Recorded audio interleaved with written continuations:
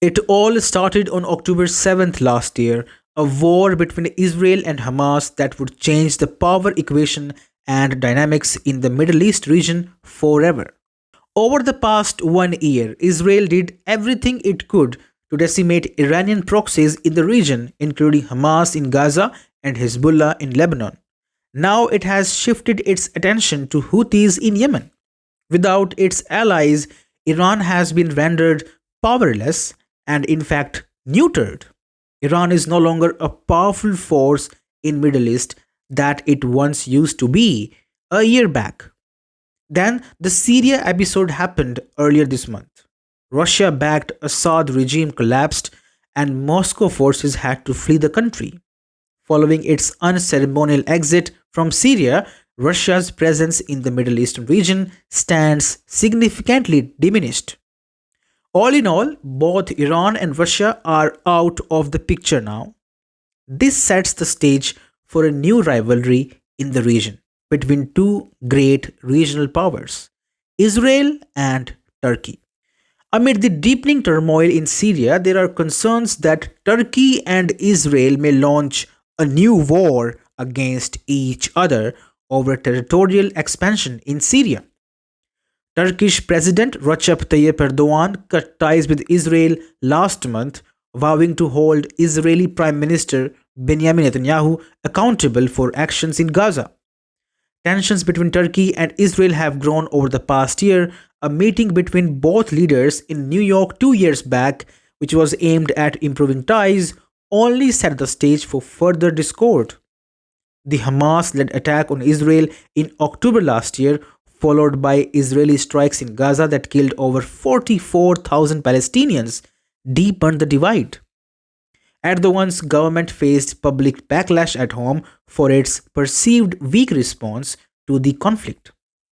Despite calls for sanctions, Turkish trade with Israel has continued through third countries, sparking criticism from opposition groups.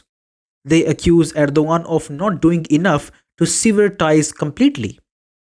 Earlier this year, Turkey supported a genocide case against Israel at the International Court of Justice or the ICJ and pushed for an arms embargo against Tel Aviv.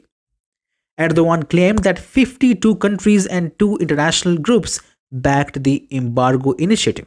Historically, Turkey and Israel signed key agreements in the 1990s like the Defense Cooperation and Free Trade Agreement or the FTA, which boosted economic ties. Even amid the political tensions, trade between two countries grew, reaching $8.91 billion annually. But the recent developments in Syria could present a new challenge for this precarious equation. In Syria, Turkey supported Sunni rebel group Hayat Tahrir al-Sham or the HTS in overthrowing Assad, straining ties with Russia and Iran. After Assad's fall, Turkey quickly reopened its embassy in Damascus and backed HTS in establishing a new Islamist government. Erdogan opposed concessions to Syria's Kurdish minority, linking them to separatists in Turkey.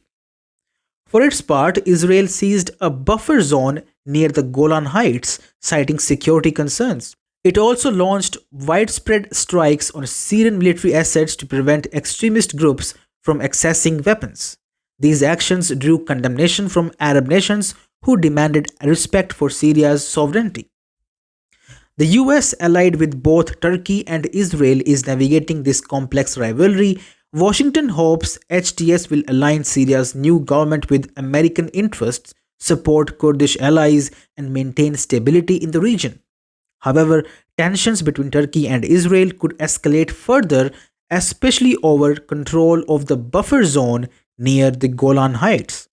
Now, political experts warn of a possible military confrontation between the two nations if disputes intensify. So, this massive territorial loot is underway in Syria. Both Turkey and Israel are eyeing maximum gains. Turkey may feel emboldened given its membership of the NATO alliance, but it must remember that the US will never invoke the Article 5 and allow its allies to invade Israel to help Turkey.